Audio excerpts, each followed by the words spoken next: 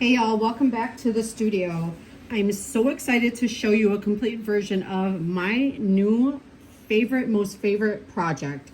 This is our nesting mug jig. We'll have probably about 4 different sizes available for you. Right now, we are going to use our small size. So there should be a petite and then another size bigger or some kind of combination of that. You can keep posted on the website for different sizes for this. So as you can see, this project is absolutely charming. It is the cutest and best way to take very small amounts of clay, scrap clay even, and make a really sweet, quick, desirable project. So these are designed to nest inside of each other here. So we are going to mind our handle placement, making sure that we are clearing that bottom bevel there. And I've got a couple handles setting up right over here for the end. So hopefully they'll be stiff enough to attach. And then I will show you how to attach these 2-finger handles and how to make sets and sets and sets, droves of these small nesting mugs. So I am able to use a lot of scrap ends because it is such a small project, but ironically, these will hold about 8 ounces, which is a true cup of coffee. So not so tiny that it's not usable, but this is a great way to just kind of use your end scraps. I have been really loving, I've been rolling my texture right in through my slab roller, so I'm able to put my silicone mats through my slab roller, and this has been giving me, as you can see, some inside texture as well and some outside. So I will of course teach you how to fake your foot and how to make these little cuties. Quick and easy project. So I'm going to put these off to the side here and let's get rolling. So if you are not familiar with our jigs, welcome. I am so happy that you are here. I'm your host and your camera person. So try to keep you guys in frame here. So our jigs are really easy to use. All it takes is a little bit of cornstarch to help release. All of our jigs have a nice handle or a key that you can shrink to take the jig out really easily. They're all lightweight and you have access to both sides. So it really gives you a lot of versatility, and it gives you some inner structure to keep your form beautifully round and to give you some counter pressure if you want to do some stamping or some surface decorating. So we have with our jigs the option to buy them as a combo set, and that will come with the cutter that I use to cut out the base of the jig here. So I've got my little bottom cut out.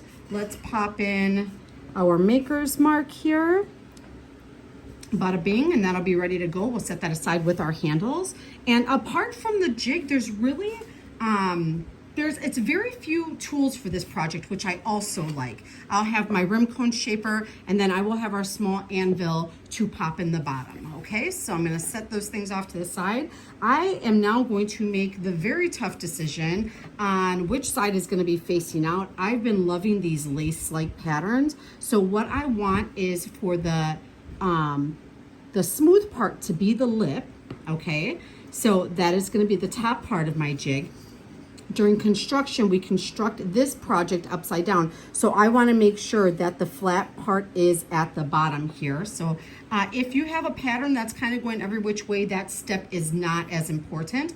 But for me, I really want to keep track of where that pattern is. So I know that I'm going to rock this slab toward myself. So this part has to stay towards the bottom to keep my design element where it needs to be. So I'm going to flip this over. Look at that cute texture I have on the inside here. That's just a nice little surprise for anyone drinking out of here at the bottom. They'll have that bonus texture there. So what I will want to do is what I believe one of the most important steps of this construction process, which is absolutely dust our slab with a healthy layer of cornstarch, okay?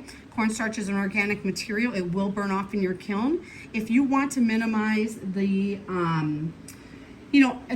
burn off in your kiln, you can also wipe these down at leather hard. I have not had an issue with burning this off in my kiln, but that is all personal preference. Okay, so this jig we are going to flip upside down and construct with our bottom to the table. So I'm gonna bring you in here a little side vantage point. My workflow is slab and then jig. And if I have not mentioned it yet, we do offer templates on our website for our jigs. Our templates are a nice jumping off point. They are not the law. So if they are not exact, please do your tweaking in studio as you need to. We are just trying to give you a general jumping off point. But for reference, this slab is about 11 1/4 by just over 3 1/4 high, okay? We are going to cut this slab higher than the jig because we are going to do quite a bit of shaping at the top here, and you'll find that you need that extra clay for that. So I'm going to rock my slab up towards the jig, and I am going to just do a dry fit here, okay? Now I can see with my dry fit that I'm not even meeting. I'm usually not short. Usually I come up long on these, so this is kind of an anomaly for me. So bonus content, I'm gonna show you how I stretch these slabs, okay? So I'm gonna take this slab and I'm going to slam it down at an angle like that. And even just with one slab, that should give us the length that we need. There we go. So I'm happy with that. And with any additional pressure, I will be able to bring this slab in. You can see I'll be able to close it really nice and neat down there. So like our tapered step jig, the construction of this slab is kind of, this mug is going to be kind of unique. We are only going to seal up the straight side, and we are going to leave our bevels split open until all of our shaping is done. That's a very important step. Please don't skip that step, and you'll see why in a second. As I'm shaping this and really hugging it around that curve, you need the extra clay to maneuver and to be able to close that up. So always making sure in your dry fit, see how easy it is to handle with our jig here. Always making sure that our clay is snug against the jig, okay? You'll want, that's an important step there.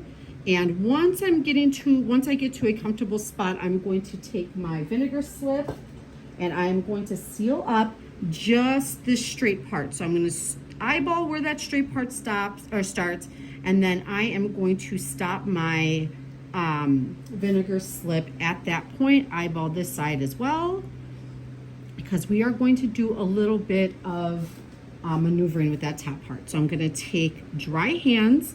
I'm going to start tacking this down. This project, you guys, is so quick. Once you get the hang of it, you'll start making these cuties, and I swear, like, I don't even know if you're going to be able to stop. It is so much fun. So anytime my finger gets wet, I am drying it off. I don't want to come through with wet fingers. You'll leave a ton of fingerprints, and then that will create issues with lifting your texture and things like that. So I'm still nice and snug against my jig here. I'm gonna come through at this bottom part and just smear that seam there, making sure I'm giving enough pressure. And because the jig is there on the inside, I can really squeeze this. I can handle this in a way that I wouldn't be able to if I didn't have internal structure. Okay, so that looks really good for me. Now we are going to come over top here. I'm gonna move my camera a little bit for you, and I'm gonna show you how I shape the top to take on that slope. You are going to want a rolling pin or a wooden spoon. I have a clay paddle here, and you're going to want to start at the back here, okay? Now, the thing about shaping clay like this is you really don't want to crank on the clay. This is more of an easing in than a punishment, okay? I'm going to work smarter, not harder. Let me drag my banding bat over here quick. We've got my banding wheel. We've got our banding bat right on here. So I'm going to slide that on. I'm going to put my little Studio Pro insert in there, and then I'm going to put this on, and this just gives me an easier way to rotate this project. I can show you what I'm doing here. So I'm going to start at the back, opposite of my seam, and I'm just going to start working this in. I have done this project where I just start squeezing in with my hand.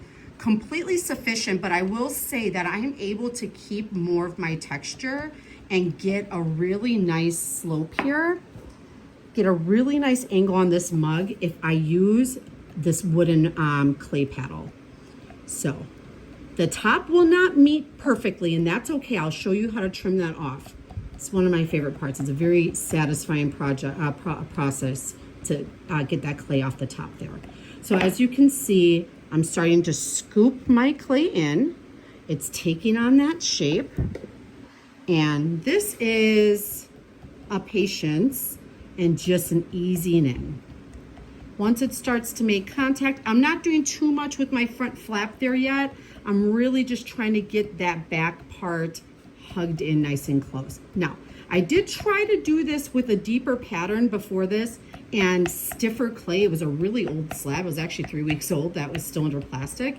And because of the deepness of the texture I had, it started cracking, because this, you do want your clay on the softer side, because there is a lot of maneuvering here. Same thing with our step tapered jig.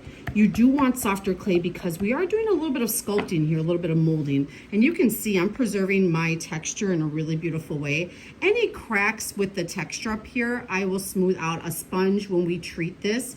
But this whole top part, we are gonna cut quite a bit off. So I'm not too concerned if I start to get some cracking towards the top there. I'm gonna start hugging in. And this is part of the process where it really does just take a little bit of practice. Okay, I've been making these like a crazy person, so I'm able to really easily get this in. And you can see I'm starting to really get snugged up, and you can start to see that sweet little profile there. I love that. The nesting feature, I kind of geek out about because I think it's just the cutest thing. I think anything that nests beautifully like that, you can keep out on the counter as decoration. Okay, so I am going to want to start to trim away at this extra clay. You can see this is why you want extra clay at the top. If we would have cut this slab exact, you would have had quite a bit of this jig exposed here at this point, because you do need the clay to kind of bend in onto itself. So I am going to follow my same angle, and I am going to take a little by little here, okay? This is not the time to be aggressive.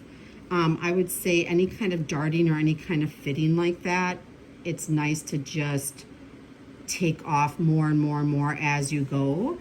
Versus just lobbing off a whole big chunk and then getting yourself into some trouble. Now, I do want this seam to follow closely to my other one, so I'm going to start to take off on the other side.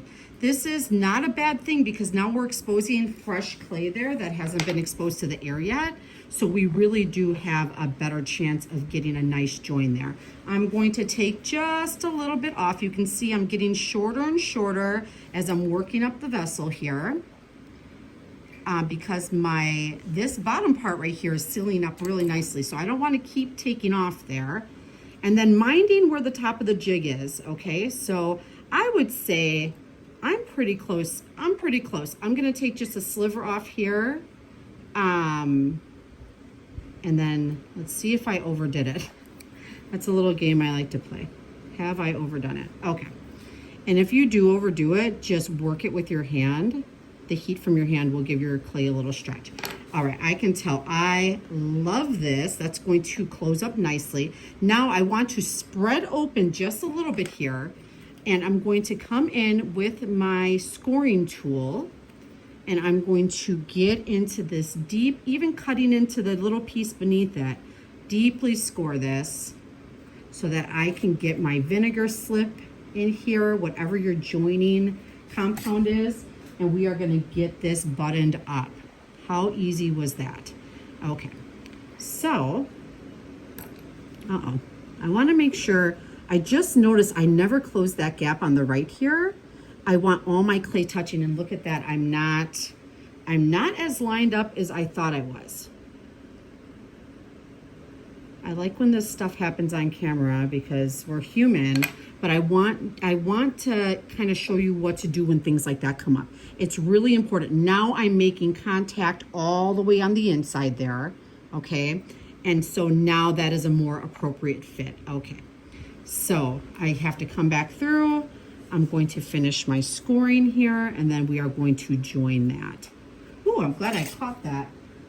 And all that would have done, honestly, is left a little bit of extra bulk there, but we want these to be kind of dainty. I've been rolling these slabs thinner because it just kind of feels like it's a daintier project with the lace and the nesting. And so at this point, I don't mind the clay going over the top of the jig a little bit. I'm gonna tack that down. And if you've been following me for any amount of time, you know I usually enhance that seam. But with the lace pattern, because it's fitting together so nicely, I'm not going to do that. So I will now show you, remember, this is our bottom, and we need a nice level bottom to put our bottom piece on. I'm going to show you how I come in with a knife, and we are going to level this off. It's so easy. So you're gonna pick a point. I'm gonna start right here at the seam. You're gonna scoop out a U shape, and you'll feel the knife touch the jig. And then you're gonna come through. Once you've scooped out a point like that, we're gonna come through, and all you have to do is just keep your knife against the jig and turn your banding wheel or Lazy Susan, or if you don't have either of those, just turn your work on your work surface. And there we go. We have a nice level bottom. Because of our taper, we're gonna have to come in here and just give it a little squeeze. All right. Okay, sorry, I lost my camera feed there for a second. Okay, so now we've got our nice level bottom. We have released our clay.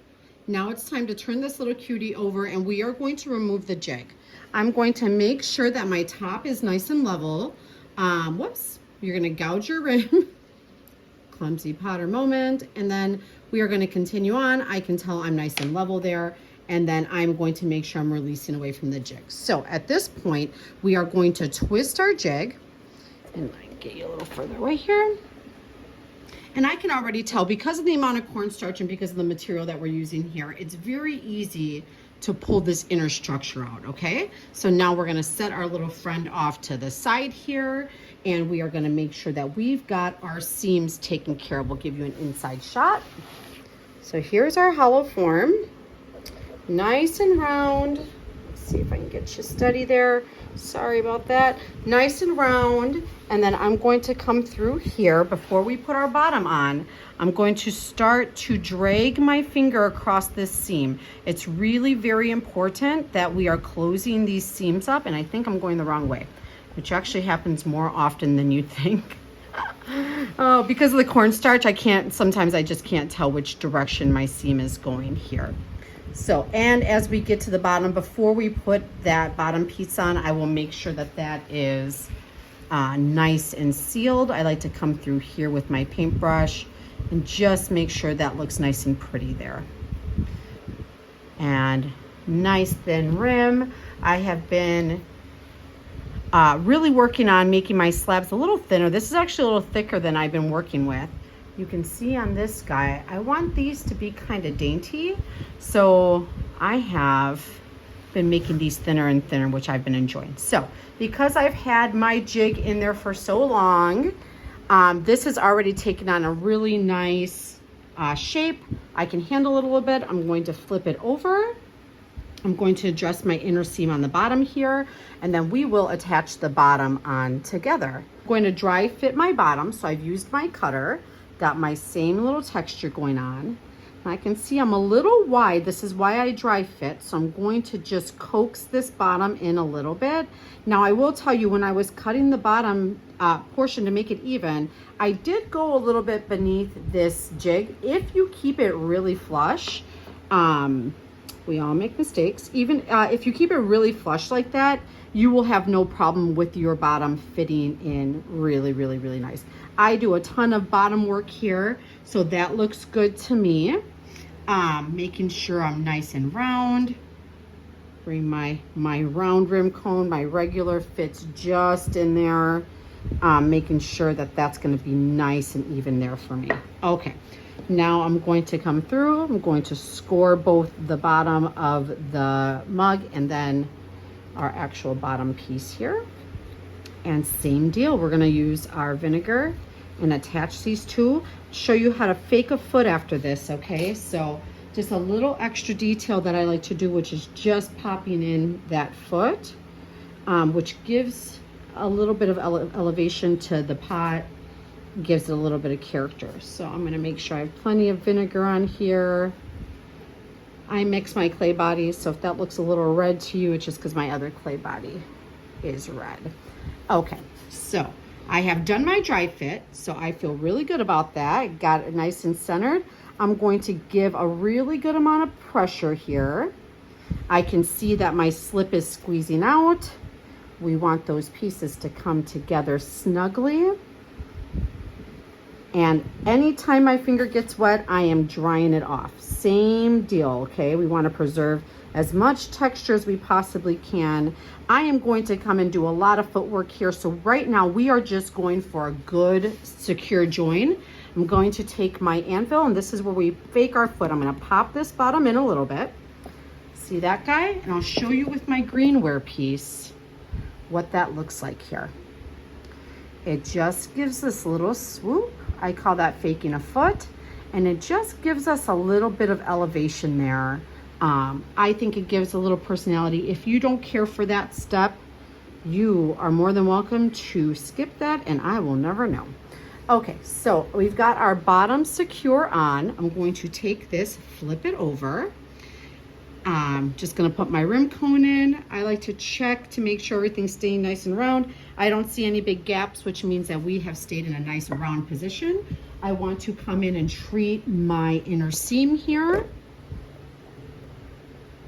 Going to try to keep the camera at an angle where you can see. This step's always a little hard to show on camera because I can't really see with the camera in front of my face. So I'm just gonna use the camera and hope for the best. I have my little rubber shaping tool here. I'm going to pull up this bead of slip. That's going to help seal that joint on the inside. This is also going to help with any cracking. We don't want to introduce a lot of moisture at this point, but I do want to make sure this looks nice and pretty on the inside. With my slab built pieces, I find the best time to clean up is leather hard, not at this wet stage. So you just want to get it so there's not a lot of standing water. Opposite of throwing on the wheel, slab building, you do not want to add a ton of moisture to your clay, okay? So that bottom looks really nice. And now let's go ahead and treat our rim, and let's get our handle on, and this little guy is done, one of our little nesting pieces here. Let me grab my mini shark fin. This is my most indispensable foot tool that I have here. I'm going to take my mini shark fin, and I'm going to come in at a wide angle like this, and then I'm going to bring it up. I do this for a couple reasons. Before I get too far ahead of myself, I like to create a little slip here, and then I like to just slide my piece around so I can feel it stick and get it as centered as I can there. All right, so now this is going to seal up the bottom. Whoops, not quite stuck. This is gonna seal up the bottom for us. It's going to lift up any residual slip. Remember, we don't want a ton of moisture at the bottom. And for me, because of my design function and design element, this starts to lay in the groundwork for my foot. So for my foot, I like to flute the bottom here, carve into it. So this just starts laying that nice flat groundwork.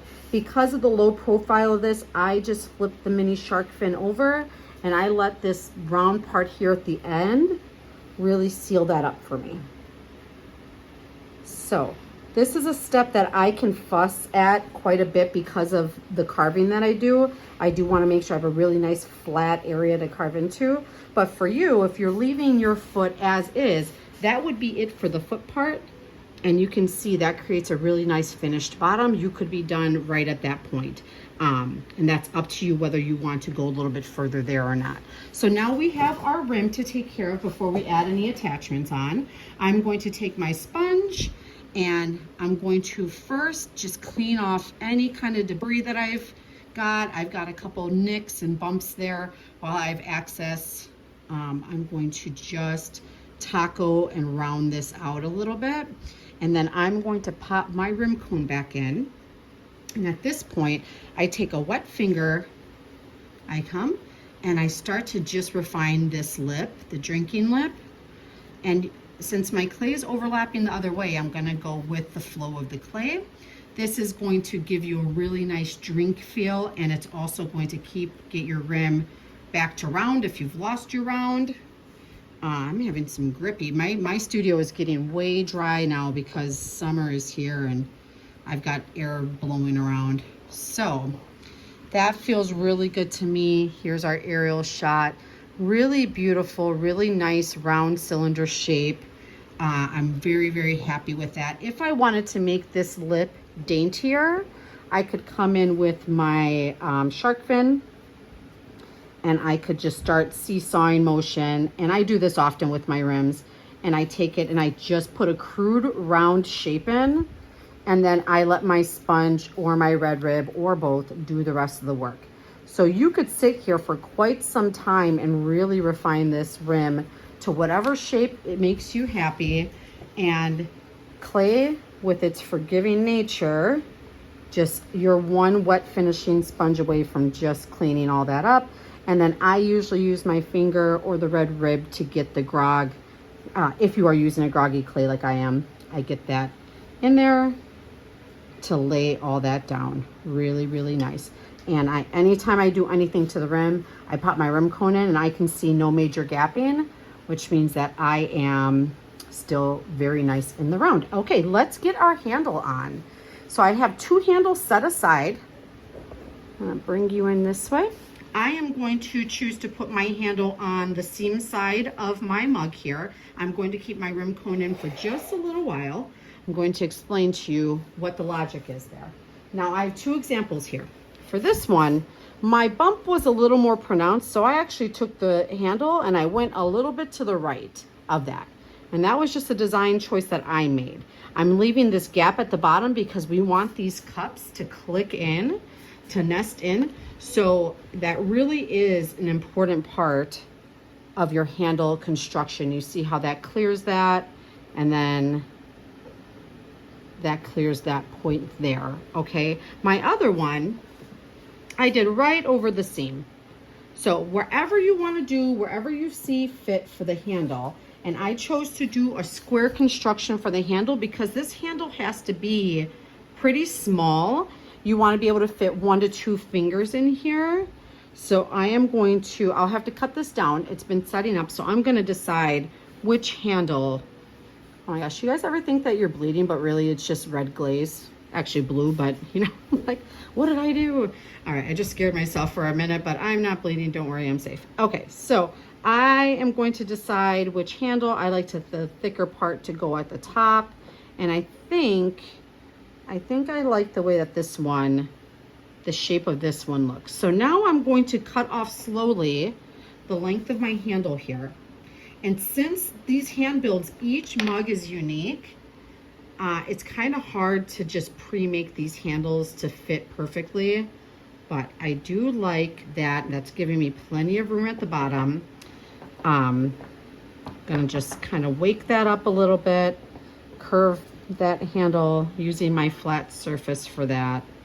And then I am going to slip and score. That feels good for me. I like to keep my rim cone in because I was wetting the rim to shape it, so it's a little more tender at this point. And it helps me, I can maneuver, I can do all this without losing my round shape. Okay, so that looks really good to me. I'm going to make a slight alteration under here at the bottom part and just notch out a little bit so it can hug in that bump. There we go, nice. We're gonna fit nice and easy there.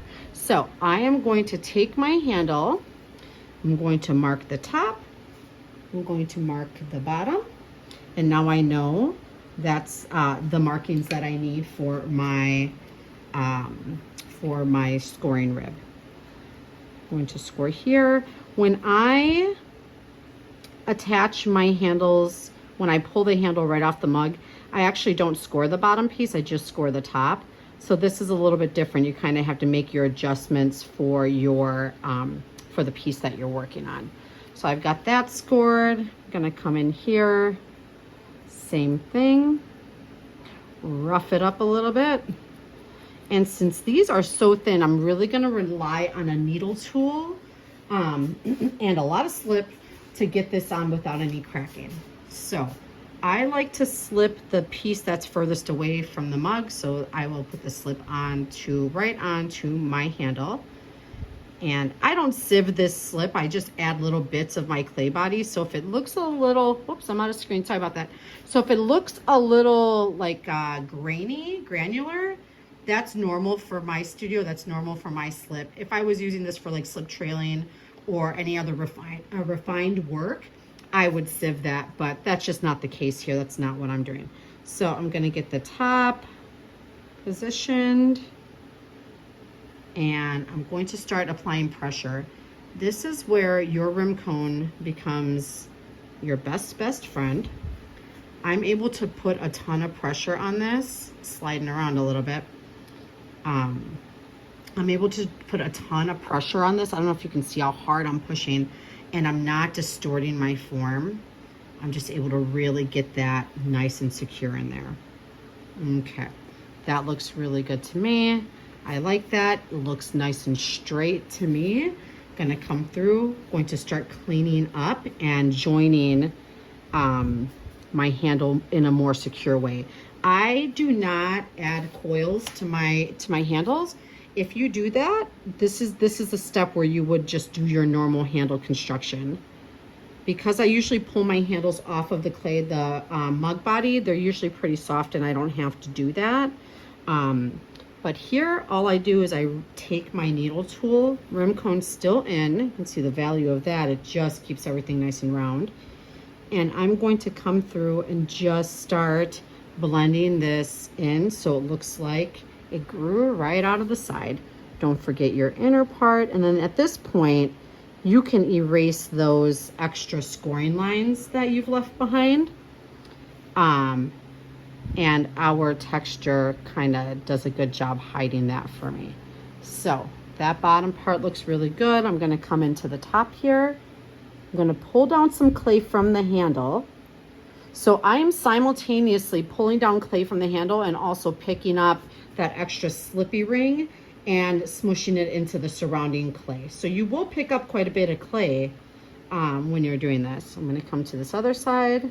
I'm gonna roll the handle, roll some of the clay down from the handle, make sure I'm taking care of all those scoring lines. The needle tool is just a great tool for this. If you have nice sculpting tools, that would be the time to whip those pretty girls out. And then just make sure that you are smoothing this. We want to make a good join here so that we can avoid any cracking.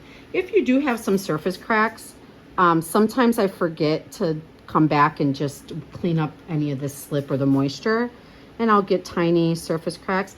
I can just go through and come through with my sponge and get beyond the crack. If your crack goes all the way through, then you're probably better off just kind of recycling that piece, making your peace with that process. But if it's just on the surface, you can usually get past the crack on there. And then I like to come through with my vinegar brush. I dip it in a little bit of water, and then I start to do some finishing work here. And then I rehydrate this handle a little bit. This has been hanging out. Sorry, I bumped the camera. I'm rehydrating this handle here a little bit. Not adding so much moisture that we are going to cause cracking, but just giving enough to give that a little bit of moisture as so that this can dry at a more even rate. I will cover this, and in my studio, when I cover pieces like this, by tomorrow they will almost be completely the same dampness, the same moisture level, and that works for me for getting ahead of any cracking issues. All right, it's very rare I get to do a construction and handle in the same video, but this is such a quick, easy construction. You can see how cute. Let's take our rim cone out. Now, I just did a ton of handling on this clay, and I just want to show you. I'm going to twist this, and we are still, look how sweet that is. Beautiful round. And even though there was so much pressure from the handle, I can see the bump on the inside here, but this part right there by where I put the handle on is still beautiful. So I will leave my rim cones in. I do not let them dry for long like this, but I definitely leave this in for just, I'd say 10-15 minutes. If it's a really sorry case and I've knocked it out around or I dropped it or something like that, I will leave this in for a long time. I just don't want to leave it in overnight like that. Okay, so there is our stackable nesting mug jig with its little buddies in the background there so you can kind of see. So I hope you enjoyed this project, you guys. It is so quick and easy. I'm able to just make these at a really really fast pace because of how quick and easy it is. So I hope you have fun with this. Have you made nesting forms before? I'm seeing more and more of stackable forms, and I'm wondering if you've made any in your studio, because the whole concept really it just appeals to me. I think it's very pretty. So thank you for stopping by today. Please let me know if you have any questions, and we'll see you next time.